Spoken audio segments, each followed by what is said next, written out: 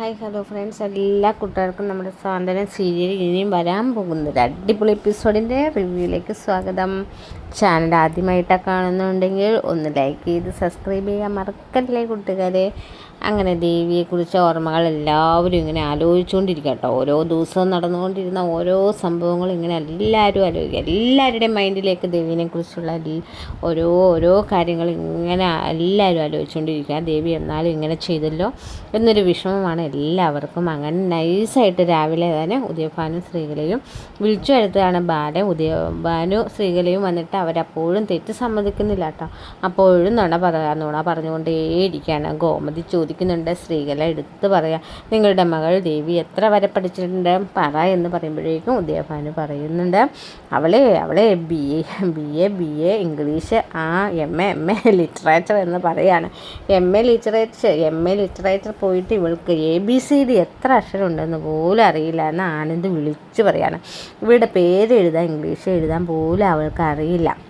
English അക്ഷരങ്ങൾ കൂട്ടി വായിക്കാൻ പോലും അറിവില്ല അവൾക്ക്. എന്നിട്ടാണ് MA ലിറ്ററേച്ചർ പോലും. നിങ്ങളുടെ മകളെ 10ാം ക്ലാസ് വരെ പഠിപ്പിച്ചിട്ടുള്ളൂ എന്ന് ഗോമതി പറയുമ്പോഴേക്കും, എന്താ 10ാം ക്ലാസ് വരെയോ എന്ന് സ്ത്രീകൾ ചോദിക്കുമ്പോഴേക്കും, അതെ, ഇതൊക്കെ ആരാ പച്ചക്കള്ള ഗോമതി അടുത്ത് പറഞ്ഞ് നിൽക്കുന്നത്, എൻ്റെ മോള് MA ലിറ്ററേച്ചർ. അപ്പോൾ ഉദയഭാനു പറയാം, അതെ MA ലിറ്ററേച്ചർ ഫസ്റ്റ് റാങ്ക്, അതിൻ്റെ ഗോൾഡ് മെഡൽ കാണിക്കണോ? ഞങ്ങൾ വേണമെങ്കിൽ കാണിച്ചു തരാം. നിങ്ങൾ സമ്മതിക്കണം. ഇത്രയൊക്കെ സത്യങ്ങൾ ഞങ്ങൾ മനസ്സിലാക്കി എന്ന് അറിഞ്ഞിട്ടും ഇങ്ങനെ കള്ളം പറയിട്ട് നിങ്ങളെ കൊണ്ട് മാത്രമേ സാധിക്കുകയുള്ളൂ.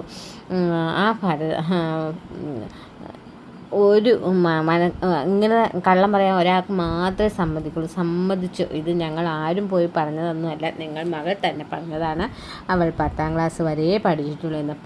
ഇപ്പോൾ കൂടുതൽ കുറച്ച് പഠിച്ചു, അതിലൊന്നും ഞങ്ങൾക്ക് ഒരു പ്രശ്നവുമില്ല. മരുമകൾ പഠിക്കണമെന്ന് ഞങ്ങൾക്ക് ഒരു നിർബന്ധവുമില്ല. പക്ഷേ അവളുടെ സ്വഭാവം മാത്രമേ ഞങ്ങൾ നോക്കുന്നുള്ളൂ. പക്ഷേ എന്നിട്ടും നിങ്ങൾ അടങ്ങിയോ? എന്തൊക്കെ നുണയാണ് നിങ്ങൾ പറഞ്ഞത്? നിങ്ങൾ ചതിച്ചും പറ്റിച്ചും മാത്രം ജീവിക്കുന്ന മനുഷ്യരല്ലേ? 25,000 രൂപ ഞങ്ങളുടെ ഗോമതി സ്റ്റോഴ്സിൽ നിന്ന് മോഷ്ടിച്ചത് നിങ്ങളല്ലേ എന്ന് ആനന്ദ് ചോദിക്കുമ്പോൾ, ഞാനോ 25,000 രൂപയോ? എനിക്ക് അതിൻ്റെ ആവശ്യമില്ല മരുമകനെ. എന്തൊക്കെ പണത്തിൻ്റെ ഞാൻ വേണമെങ്കിലും ലക്ഷങ്ങൾ രൂപ അങ്ങോട്ട് തരാം. പക്ഷേ എന്തൊക്കെ പറയുമ്പോൾ നിങ്ങൾ കള്ളം പറയല്ലേ? നിങ്ങൾ 25,000 രൂപ മോഷ്ടിച്ച് നിങ്ങളെ കാരണം ഞങ്ങളുടെ പ്രിയപ്പെട്ട ധർമ്മമാമ ഇവിടുന്ന് പടി ഇറങ്ങേണ്ടി വന്നു. ധർമ്മമാമൻ മോഷ്ടിച്ചേ എന്ന് പറഞ്ഞിട്ട് ഇവിടെ പടി ഇറങ്ങേണ്ടി വന്ന ഒരവസ്ഥ വരെ വന്നിട്ടുണ്ട്. നിങ്ങൾക്ക് അതൊക്കെ അറിയോ എന്ന് ചോദിക്കുമ്പോഴത്തേക്കും നമ്മുടെ ഉദയഭാനു, അയ്യോ മോനെ, ഞാൻ പണമൊന്നും മോഷ്ടിച്ചിട്ടില്ല. നിങ്ങൾക്ക് അതിന് തെളിവ് വേണോ? നോക്ക്, ഈ വീട്ടിൽ ആരും കാണാതെ ഞാൻ ഗോമതി സ്റ്റോഴ്സിൽ ഒരു ക്യാമറ വെച്ചിട്ടുണ്ടായിരുന്നു. അത് പൈസ മോഷണം പോകണമെന്ന് പറഞ്ഞപ്പോൾ എനിക്കൊരു സംശയം തോന്നി. അത് നിങ്ങളാണെന്ന്. അതിനു വേണ്ടി തന്നെയാണ് ഞാൻ ക്യാമറ വെച്ചത്. കുറേ ദിവസങ്ങൾ ഞാൻ കാത്തിരിക്കുന്നു വന്നു ക്യാമറ ഒന്ന് പതിഞ്ഞു കിട്ടാൻ വേണ്ടി. നിങ്ങൾ പണം മോഷ്ടിക്കുന്നത് അവസാനം ഇന്നലെ കിട്ടി. നിങ്ങൾ പണം മോഷ്ടിക്കുന്നത് അത് ഈ വീട്ടിലെല്ലാവരെയും ഞാൻ കാണിച്ചു. അപ്പോഴാണ് നിങ്ങളുടെ മോള് മണി പോലെ സത്യങ്ങളൊക്കെ തുറന്നു പറഞ്ഞത്. നിങ്ങളുടെ മകളെ 10 വരെ പഠിച്ചിട്ടുള്ളൂ. ഈ സത്യങ്ങളൊക്കെ ഞാൻ നേരത്തെ കണ്ടുപിടിച്ചതാണ്. എന്നിട്ട് നിങ്ങളുടെ മോളെ ഞാൻ നിങ്ങളുടെ അടുത്ത് പറഞ്ഞതാണ്. പിന്നെ അവൾ ഗർഭിണി ആയതുകൊണ്ട് ഞാൻ വീണ്ടും ഇവിടേക്ക് കൂട്ടിക്കൊണ്ടുവന്നത്. പക്ഷേ എൻ്റെ കുഞ്ഞിനെയും കൂടി ഇല്ലാതാക്കിയപ്പോൾ അവളോടുള്ള ദേഷ്യം എനിക്ക് എല്ലാം അവൾ ചെയ്ത എല്ലാ തെറ്റുകളും ഞാൻ മറന്നതാണ് ഗർഭിണിയായപ്പം. പക്ഷേ എൻ്റെ കുഞ്ഞിനെ ഇല്ലാതാക്കിയപ്പോഴേക്കും എനിക്ക് അതിൻ്റെ കൂടെ ദേഷ്യം കൂടിയിട്ട് എല്ലാ സ്ഥലത്തും അവസാനം തുറന്നു പറഞ്ഞു, എനിക്കിനി ബാലൻ തലയിൽ ചുമന്നു നടക്കാൻ വയ്യ, ഈ ഭാരം എനിക്ക് വയ്യ എന്ന് പറയാണ്. അങ്ങനെ പൊട്ടിത്തെറിക്കുകയാണ് കേട്ടോ ആനന്ദ്. ഇത്രയും നേരം മിണ്ടാതിരിക്കുന്ന ബാലൻ അവിടെ എഴുന്നേൽക്കുകയാണ്. അയ്യോ ബാല, ഒരു കൈബത്തം പ്ലീസ് ബാല, ക്ഷമിക്കണം എന്ന് പറയുമ്പോഴേക്കും ബാലൻ ഒറ്റ അടി വെച്ച് കൊടുക്കുക കേട്ടോ ഉദയഭാനുൻ്റെ മുഖത്ത്. എൻ്റെ മകൻ്റെ ജീവിതം ഞാൻ തുലച്ചു. ആര്യൻ്റെ ജീവിതം തിരഞ്ഞെടുത്തു. അതുപോലെ തന്നെ ആകാശിൻ്റെ ജീവിതം തിരഞ്ഞെടുത്തു. ഞാനപ്പോൾ വിളിച്ചു, എൻ്റെ മകനാണിത്. ഞാൻ അറേഞ്ച് മാരേജ് നടത്തി.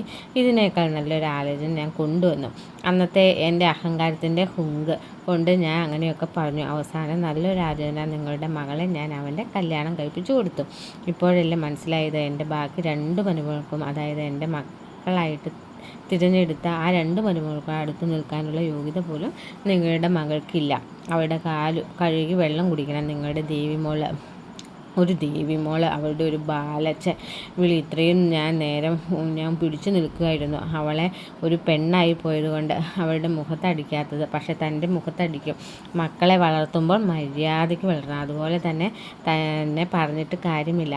തൻ്റെ അച്ഛനെ ഒന്ന് അടിക്കേണ്ടി വന്നു. മകളെ വഴിതെറ്റിപ്പോയിക്ക അച്ഛനും അമ്മാമ്മയും തിരുത്താനായിട്ട് ഞാൻ തന്നെ തിരുത്തും. ആരും ഉണ്ടായില്ല. താൻ അത് തന്നെ മക്കളോടും ചെയ്തു. എടോ, തനിക്ക് ഇനി ഒരു മോളും കൂടി ഇല്ലടോ, അതെങ്കിലും മര്യാദയ്ക്ക് കെട്ടിച്ചു വിടണം, നുണ പറയാതെ ഒന്ന് കെട്ടിച്ചു വിടണം എന്ന് പറയാണ്. അപ്പോൾ ദേവി പറയണ്ട്, ബാലച്ച തെറ്റ് പറ്റിപ്പോയി, ക്ഷമിക്കുക, എല്ലാം ക്ഷമിക്കുക. പക്ഷെ ഞങ്ങളുടെ മകൾ ദേവി പഞ്ചപാവമാണ്. ഞങ്ങൾ പറഞ്ഞു കൊടുത്തിട്ടുണ്ട്. അവളെ കള്ളങ്ങളൊക്കെ പറഞ്ഞ് അവൾ പലവട്ടം കല്യാണത്തിന് മുമ്പേ പറഞ്ഞ ഈ നുണയൊന്നും പറയണ്ട, ഈ കല്യാണം വേണ്ട എന്നൊക്കെ. പക്ഷേ ഞങ്ങൾ ആത്മഹത്യ ചെയ്യും, വിദ്യയുടെ ജീവിതം വഴിയാധാരമായി പോകും എന്നൊക്കെ പറഞ്ഞ് അവളെ ഭീഷണിപ്പെടുത്തിയിട്ടാണ് ബാല ഈ വിവാഹത്തിന് സമ്മതിച്ചത്. ഞങ്ങളുടെ മകൾ പാവമാണ് ബാല, അവളോട് നിങ്ങൾ ക്ഷമിക്കണം എന്ന് ബാലനോട് പറയുകയാണ് ഉദയഭാനു ശ്രീകലയും കൂടി ചേർന്നിട്ട്. അപ്പം ബാലൻ പറയുന്നുണ്ട്, ഇത് തീരുമാനം എടുക്കേണ്ടത് ഞാനല്ല, എൻ്റെ മകൻ ആനന്ദാണ്. അവൻ്റെ തീരുമാനം എന്താണോ അതേ ഞങ്ങൾ കേൾക്കുകയുള്ളൂ. ഗോമതി പറയേണ്ടത്, എന്ത് തീരുമാനം ആവാനെടുക്കാനാ? ആരൊക്കെ എന്തൊക്കെ തീരുമാനം എടുത്താലും ഗോമതി ഈ വീട്ടിനെ നിർത്തി പുറപ്പിക്കില്ല. അവളെങ്ങനെ ഈ വീട്ടിൽ കയറി വന്നോ ഞാൻ ഈ വീടിൻ്റെ പടി എന്നേക്കുമായി പടിയിറങ്ങും. ബാലേട്ട പറഞ്ഞേക്കാം. അപ്പോൾ ആനന്ദും പറയാം, അതിനെ ആര് വിളിക്കാൻ പോകുന്നു? അവളെ ആർക്ക് വേണം? അവളെ കൊണ്ടുപോയി പുഴുങ്ങി തിന്നോ എന്ന് പറയുകയാണ്. അതേ, മക്കളെ കെട്ടിക്കാൻ ഭാഗ്യമില്ലെങ്കിൽ ഇങ്ങനെ കണ്ടവരുടെ കുടുംബത്തെ നുണ പറഞ്ഞ് കെട്ടിക്കാതെ താൻ കൊണ്ടുപോയി പുഴുങ്ങി തിന്നോ എന്നൊക്കെ പറഞ്ഞിട്ട് അവിടെ നിന്ന് ആട്ടി ഓടിക്കുക കേട്ടോ. ദേവിയും പറയേണ്ട, ദേവിക്കും അങ്ങോട്ട് ഭയങ്കരമായിട്ട് കല്ലിയായേക്കുക. എന്ന് വെച്ചാൽ ഈ മാതിരി നുണകളും കള്ളങ്ങളൊക്കെ പറഞ്ഞല്ലേ അവിടെ നിന്നത്. പക്ഷെ അത് നേരത്തെ തന്നെ ദേവി അങ്ങ് പറഞ്ഞായിരുന്നെങ്കിൽ കുഴപ്പമില്ലായിരുന്നു കേട്ടോ. അങ്ങനെ ബാലന് ആനന്ദും ഗോമതിയും കൂടി ഇവരെല്ലാവരും കൂടി പുറത്താക്കുന്നുണ്ട് കേട്ടോ. അപ്പോഴേക്കും നമ്മുടെ ദേവി കാല് പിടിക്കുന്നുണ്ട്, എന്നോട് ക്ഷമിക്കണം, ഒരു പ്രാവശ്യത്തേക്ക് എന്നോട് ക്ഷമിക്കണം എന്നൊക്കെ പറഞ്ഞ് കാല് പിടിക്കുകയാണ്. മിത്രയും മീനാക്ഷിയും ഒക്കെ പറയുന്നുണ്ട്, പ്ലീസ് അപ്പച്ചി ഒരു പ്രാവശ്യം ഒന്ന് കേൾക്കാം അമ്മേ, പ്ലീസ് അമ്മേ, ദൈവത്തിനെ പറഞ്ഞയക്കാം അമ്മേ, ദൈവത്തെ നമ്മൾ കാണിച്ച സ്നേഹമൊക്കെ സത്യസന്ധമല്ല, ദേവിയടുത്ത് സത്യസന്ധമായിട്ടാണ് നമ്മളോട് സ്നേഹം കാണിച്ചത്. അത് ഞങ്ങൾക്കറിയാം അമ്മേ. അമ്മയ്ക്ക് ഈ മീനാക്ഷിയോട് വിശ്വാസമാണോ? അപ്പോൾ എന്നെ വിശ്വാസമുണ്ടെങ്കിൽ ഞാൻ പറഞ്ഞ വാക്കുകൂടി വിശ്വസിക്കുക. അത് കേട്ട് ആകാശവും ആര്യനും പറയണ്ട, അതെ അമ്മ, സംഭവിക്കേണ്ടതൊക്കെ സംഭവിച്ചു. ദേവിയുടെ ഭാഗത്ത് തെറ്റാണെന്ന് നമുക്ക് പൂർണ്ണമായിട്ടും പറയാൻ പറ്റില്ല. ഇതുപോലത്തെ അച്ഛനമ്മമാരുണ്ടായി പോയതിൻ്റെ തെറ്റല്ലേ അമ്മേ? അത് ദേവിയെടുത്ത് എന്ത് ചെയ്യാൻ പറ്റും? പോട്ടെ, എല്ലാം പോട്ടെ. നമുക്ക് വേറെ കുറേ സത്യങ്ങളൊക്കെ നമുക്ക് മാത്രം അറിയാവുന്ന സത്യങ്ങൾ ഇല്ലേ അമ്മ? ദൈവത്തിൻ്റെ കുഞ്ഞ് നഷ്ടപ്പെടാൻ കാരണം, ദേവിയുടെ കുഞ്ഞ് നഷ്ടമാകാൻ കാരണം ഞാനൊന്നും പറയുന്നില്ല അമ്മ. ഇപ്പോൾ ആളുടെ മുമ്പിൽ അത് പറയാൻ പറ്റാത്ത അവസ്ഥയാണ് അമ്മയ്ക്ക്. ദൈവത്തിൻ്റെ അടുത്തേക്ക് വിളിക്കുകയല്ലേടാ മക്കളെ, ഞാൻ വിളിക്കില്ല. ഇവളെ ഒരു നുണയാണെങ്കിലും കുഴപ്പമില്ല, പല നുണകൾ ഇവൾ പറഞ്ഞു, ഇത് ഞാൻ സഹിക്കില്ല, ഇറങ്ങിപ്പോടി എന്ന് പറഞ്ഞിട്ട് ദേവിനെ പിടിച്ച് പുറത്താക്കുക. എന്നിട്ട് വാതിലൊക്കെ ലോക്ക് ചെയ്യുക കേട്ടോ. പക്ഷെ ദേവി തിരിച്ച് വീട്ടിലേക്ക് പോകുന്നില്ല. ശ്രീകലയും ഉദയഭാനുവും തിരിച്ച് വീട്ടിലേക്ക് പോകുന്നുണ്ട്. കാരണം ദേവി കൊണ്ടുപോയി അവർക്കൊരു ഭാരം ആവില്ലേ, പിന്നെ കൊണ്ടുപോകും കേട്ടോ. പക്ഷെ ദേവി തിന്നണ ഭക്ഷണത്തിനൊക്കെ കണക്ക് പറഞ്ഞുകൊണ്ടിരിക്കും. അത് ദേവി തിരിച്ച് വീട്ടിലേക്കൊക്കെ പോകും, അത് വേറെ കാര്യം. പക്ഷെ ദേവി അന്ന് അവർക്ക് തക്കാളിക്കറി എന്തോ കറി ഉണ്ടാക്കും കേട്ടോ.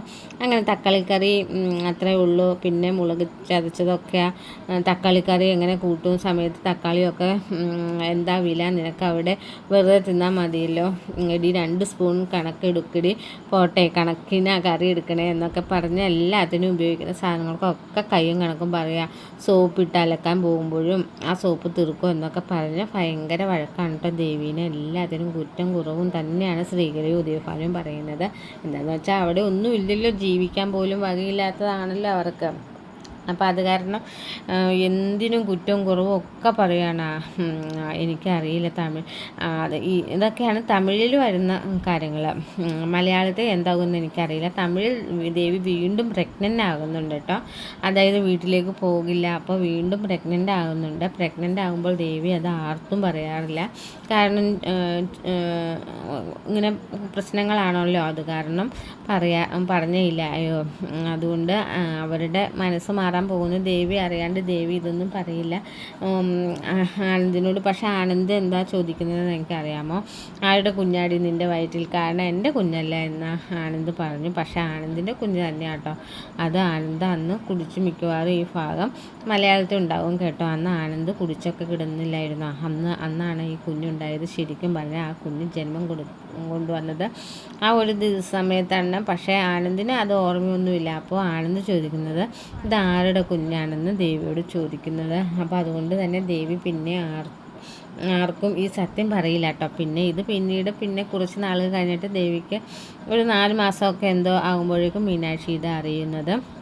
പിന്നെ മീനാക്ഷി ആയിട്ടാണ് ഇത് വീട്ടിലേക്ക് വന്ന് പറയുന്നതും. അങ്ങനെ കുറേ കാര്യങ്ങളൊക്കെ അതിന് ശേഷം പിന്നെ ദേവി പഴയ പോലെ തന്നെ വീട്ടിലേക്ക് വരും. അങ്ങനത്തെ കുറേ ഭാഗങ്ങളൊക്കെ തമിഴിലുണ്ട്. എന്തായാലും തമിഴിലെ പോലെ തന്നെയാണ് മലയാളത്തിൽ ഇപ്പോൾ പോയിക്കൊണ്ടിരിക്കുന്നത് കേട്ടോ. അപ്പോൾ അതുകൊണ്ട് തന്നെ ഈ ഭാഗം വരുമെന്ന് നമുക്കും പ്രതീക്ഷിക്കാം. അടുത്ത ആഴ്ചകളിലൊക്കെ ആയിട്ട് ദേവി തിരിച്ചു വരുന്നതും ഒക്കെ ആയിട്ട് നമുക്ക് കാണാൻ കഴിയും. വീഡിയോ ഇഷ്ടമായാൽ ലൈക്ക് ചെയ്യാനും സബ്സ്ക്രൈബ് ചെയ്യാനും കമൻറ്റ് ചെയ്യാനും മറക്കരുത്. അടുത്ത വീഡിയോയുമായി നാളെ കാണാം. ടേക്ക് കെയർ കൂട്ടുകാരെ. Thank you.